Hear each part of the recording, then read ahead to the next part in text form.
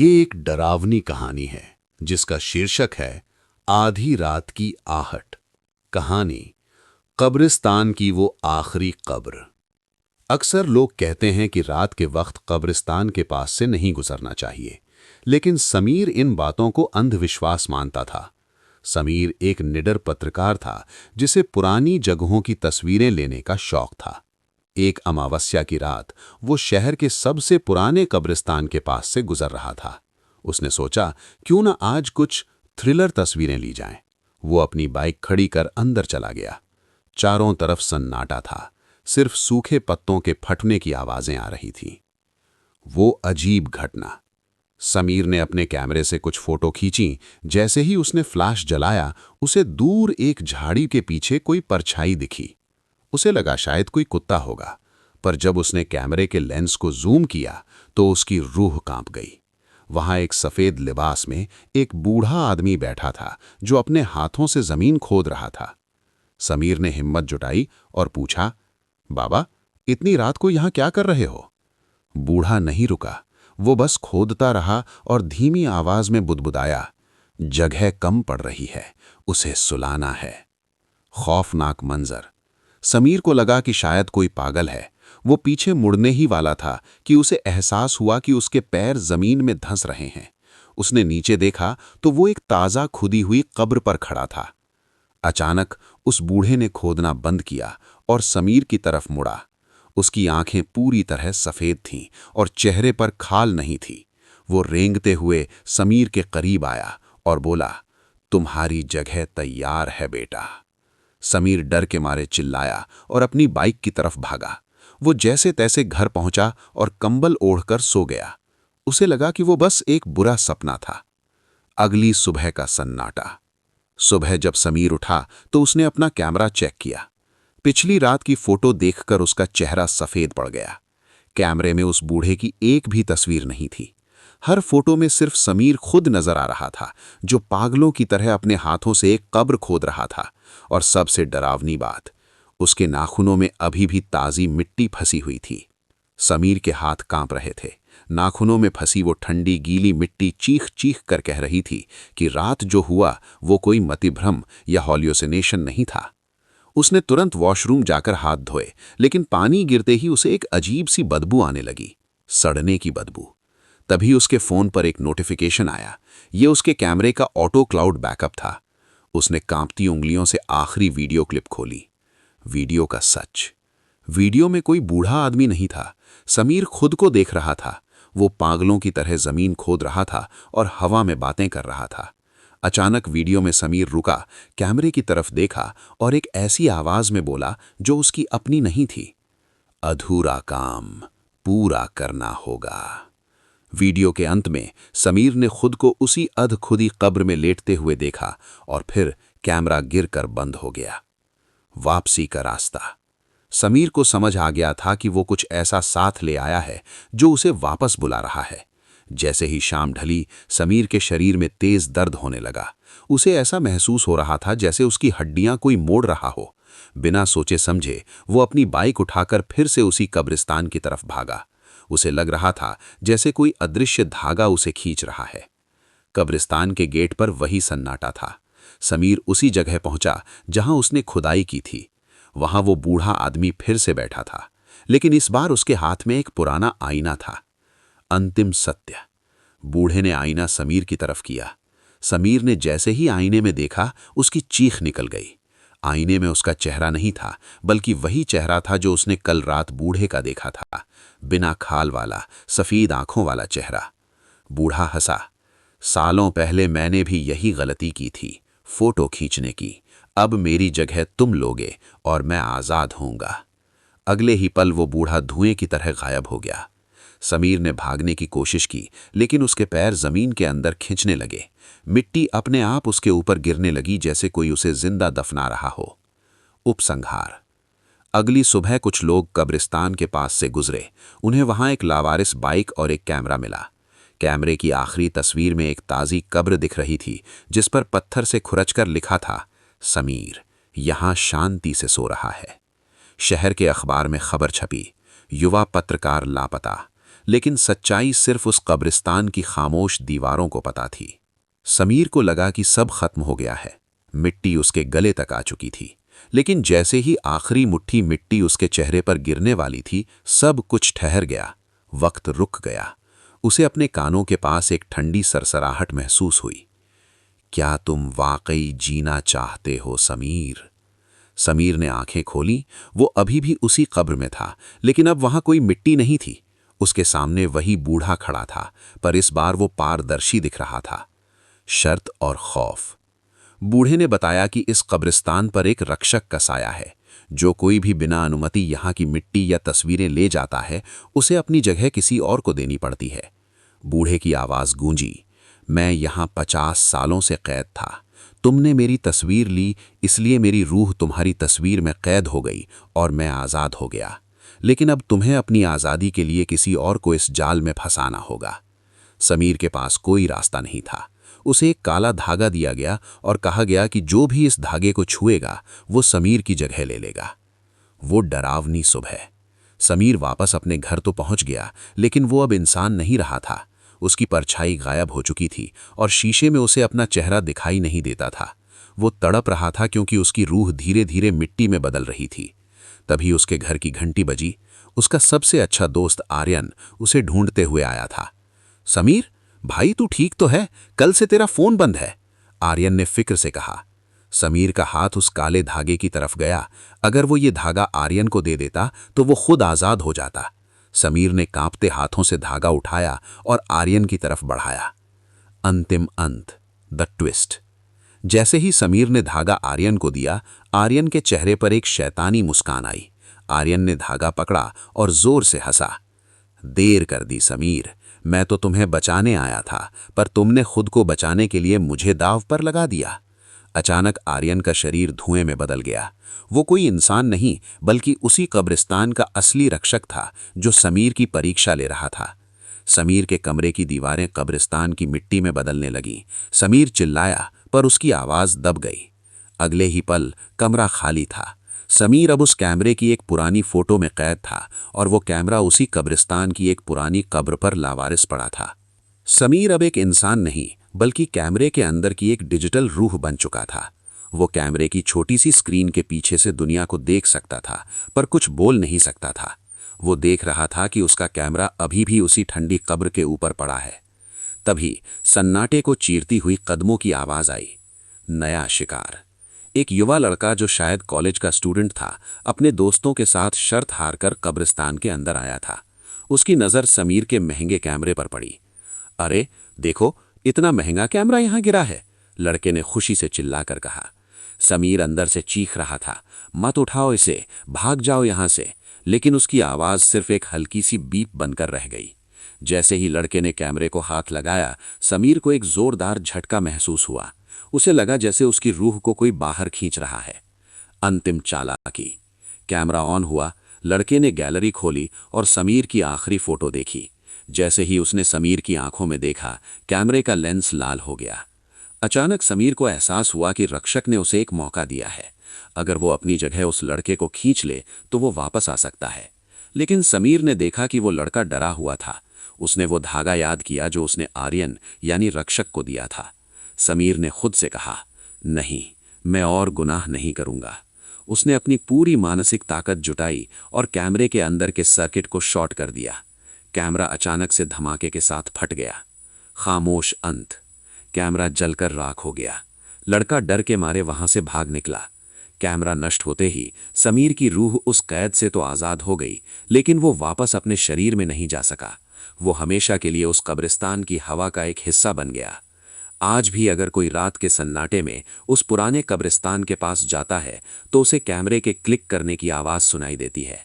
लोग कहते हैं कि समीर आज भी वहां भटकता है, लेकिन अब वो डराता नहीं है। वो उन लोगों को चेतावनी देता है जो वहां अपनी मौत ढूंढने आते हैं। कब्रिस्तान के गेट पर हवा में एक धुंधली सी आवाज़ गूंजती है।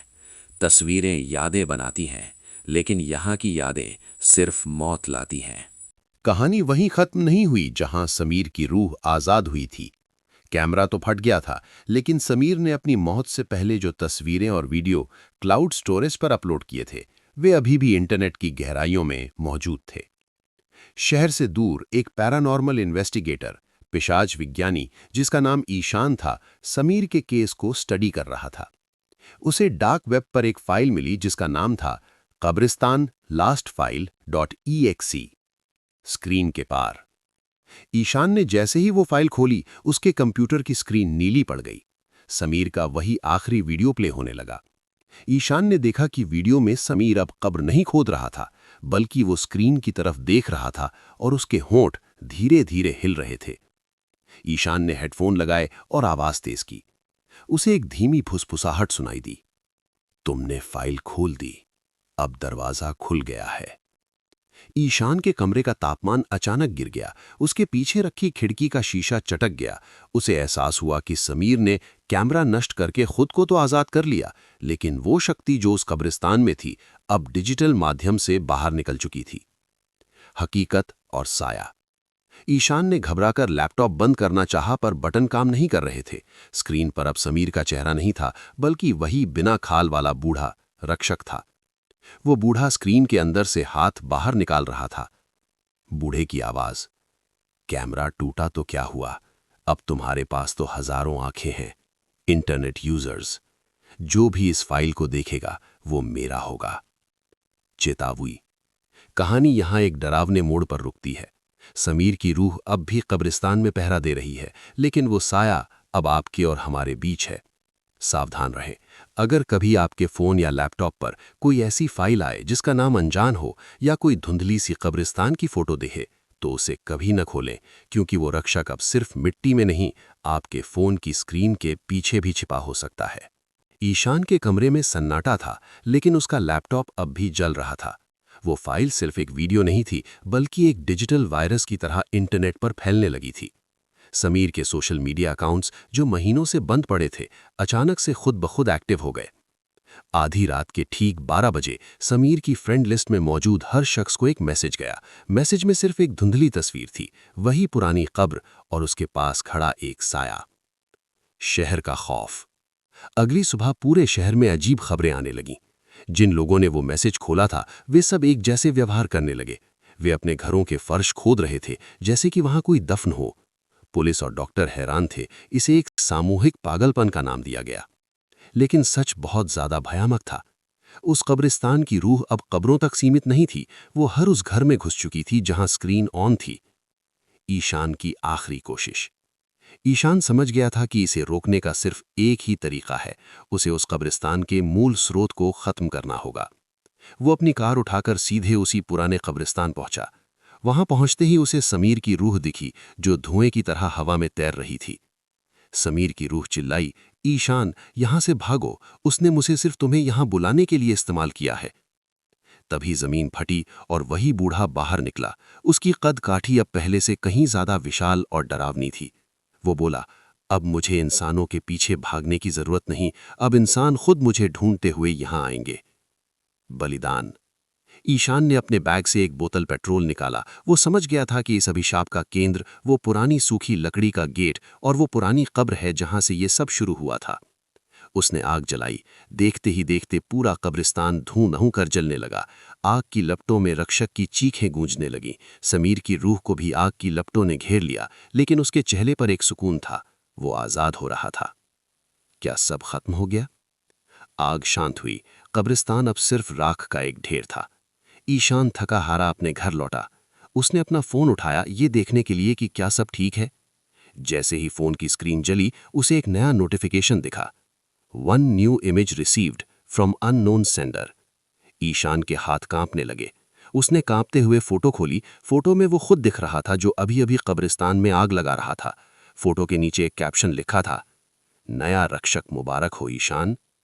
ईशान की आंखों का रंग सफेद होने लगा। उसे अब समझ आया, वो आग रक्षक को मारने के लिए नहीं, बल्कि उसे एक नया शरीर देने के लिए थी। खेल अभी खत्म नहीं हुआ है, वो बस एक नए रूप में शुरू हुआ है। ईशान के कमरे की लाइटें तेजी से जलने बुझने लगीं। उसे अपने शरीर के अंदर एक अजीब सी भारीपन महसूस होने लगा, जैसे उसके खून की जगह ठंडी मिट्टी दौड़ रही हो। उसने आईने की तरफ देखा, लेकिन आईना धुंधला चुका था। अचानक उसके कानों में हजारों लोगों के फुसफुसाने की आवाजें आने लगीं। ये उन सभी लोगों की रूहें थीं जो उस डिजिटल वायरस का शिकार हुए थे। कब्रिस्तान की नई हकीकत। अब वो पुराना कब्रिस्तान जलकर राख हो चुका था, लेकिन उस राख से कुछ नया जन्म ले रहा था। शहर के बीचों बीच जहां ईशान का घर था, वहां की जमीन फटने लगी। देखते ही देखते ईशान का पूरा मोहल्ला एक आधुनिक कब्रिस्तान में बदलने लगा। अब ईशान एक इंसान नहीं रहा था, वो उस रक्षक का नया चेहरा बन चुका था। उसकी उंगलियां अब कीबोर्ड पर तेजी से चलने लगी। वो दुनिया भर के सर्वर्स को हैक कर रहा था ताकि उस कब्रिस्तान की खौफनाक तस्वीर को हर टीवी, हर बिलबोर्ड और हर मोबाइल स्क्रीन पर एक साथ दिखा सके। समीर की आखिरी वापसी। तभी एक चमत्कार हुआ। समीर की रूह जो आग में जलकर शांत हो गई थी, एक आखिरी बार दिखाई दी। वो ईशान के सामने खड़ी थी। समीर की आवाज, ईशान, तुम इसे रोक सकते हो। ये रक्षक केवल तभी तक जीवित है जब तक उसे डर मिल रहा है। अगर दुनिया उसे देखना बंद कर दे तो वो मिट जाएगा। ईशान ने अपनी आखिरी इंसानी ताकत जुटाई। उसने उस वायरस में एक सेल्फ डिस्ट्रक्ट कोड डाल दिया, लेकिन इसकी कीमत बहुत बड़ी थी। उस कोड को एक्टिव करने के लिए ईशान को खुद को पूरी तरह उस डिजिटल दुनिया में समाना था, यानी अपनी जान देनी थी। महाविनाश और सन्नाटा। ईशान ने मुस्कुराकर समीर की तरफ देखा और एंटर दबा दिया। एक जोरदार धमाका हुआ। पूरे शहर की बिजली गुल हो गई, हर स्क्रीन काली पड़ गई। वो रक्षक जो इंटरनेट के जरिए पूरी दुनिया को अपनी कब्र बनाने वाला था, एक चीर के साथ धुएं में बदल गया। अगली सुबह जब सूरज उगा तो शहर बिल्कुल सामान्य था। न कोई वायरस था, न कोई डरावनी फोटो। अंतिम दृश्य, द क्लिफ हैंगर। शहर के बाहर जहां वो पुराना कब्रिस्तान था, वहां अब सिर्फ हरी घास थी। वहां एक छोटा सा पत्थर लगा था जिस पर कोई नाम नहीं था। एक छोटा बच्चा वहां से गुजर रहा था। उसे घास में एक पुराना टूटा हुआ लेंस मिला। जैसे ही उसने उस लेंस से सूरज की रोशनी को देखा, उसे लेंस के अंदर दो चेहरे दिखाई दिए, समीर और ईशान। वे दोनों मुस्कुरा रहे थे, जैसे वो उस जगह के नए और शांतिपूर्ण रक्षक बन गए हों। बच्चे ने वो लेंस अपनी जेब में रख लिया और घर की तरफ चल दिया। जैसे ही वो बच्चा अपने घर पहुंचा, उसके पिता ने पूछा, बेटा, क्या लाए हो? बच्चे ने लेंस निकाला, लेकिन वो लेंस नहीं था। वो अब एक काला धागा बन चुका था। वो बच्चा, जिसका नाम आर्यन था, उस काले धागे को अपनी कलाई पर बांध चुका था। उसे नहीं पता था कि ये कोई साधारण धागा नहीं, बल्कि उस प्राचीन रक्षक की वसीयत थी। जैसे ही धागा उसकी खाल से छुआ, बच्चे की मासूमियत के पीछे एक गहरी खामोशी छा गई। रात को जब पूरा शहर सो रहा था, आर्यन बिस्तर से उठा। उसकी चाल एक छोटे बच्चे जैसी नहीं थी, बल्कि किसी सदियों पुराने बूढ़े जैसी थी। कब्रिस्तान की पुकार। आर्यन चलते हुए उसी जगह पहुंचा जहां समीर और ईशान ने अपनी जान दी थी। वो जगह अब एक सुंदर पार्क जैसी दिखती थी, पर आर्यन ने जैसे ही जमीन पर अपना हाथ रखा, घास जलकर काली हो गई। मिट्टी के अंदर से एक सड़ी हुई आवाज आई, क्या तुम तैयार हो छोटे रक्षक? आर्यन की आंखें पूरी तरह काली हो गईं। उसने अपने बैग से वही टूटा हुआ कैमरा निकाला जो उसने पार्क से उठाया था। वो कैमरा जो जलकर राख हो चुका था, आर्यन के छूते ही फिर से नया जैसा हो गया, लेकिन इस बार उसका रंग खून जैसा लाल था। नया खेल, सोशल मीडिया का साया। आर्यन ने कैमरे से अपनी एक सेल्फी ली और उसे एक नए नाम से इंटरनेट पर अपलोड कर दिया, द ग्रेव बॉय। अगले 1 घंटे के भीतर वो फोटो पूरी दुनिया में वायरल हो गई। लोग उसे क्यूट और मिस्टीरियस समझकर शेयर करने लगे, लेकिन जो भी उस फोटो को देख रहा था, उसे रात को सपने में समीर और ईशान दिखाई दे रहे थे, जो चीख चीख कर कह रहे थे, अपनी आंखें बंद कर लो, इसे मत देखो। अंतिम चेतावनी।